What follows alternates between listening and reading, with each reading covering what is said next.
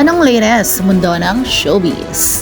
Balik Pinas na nga ang kapuso aktor na si Tom Rodriguez matapos ang 2 taong pamamalagi nito sa Amerika.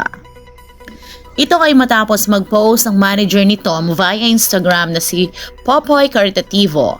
Anto sa kaniyang post, "Hello Tom."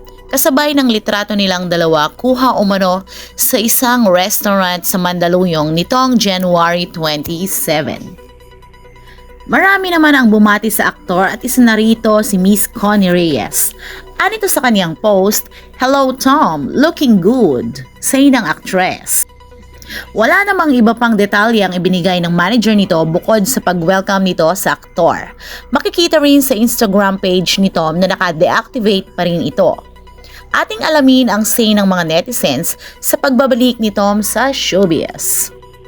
"Welcome back Tom, move on. Hoping to have projects again. You are a good actor." "Welcome back Tom, sana mabigyan agad ng project," say naman ng isang netizens.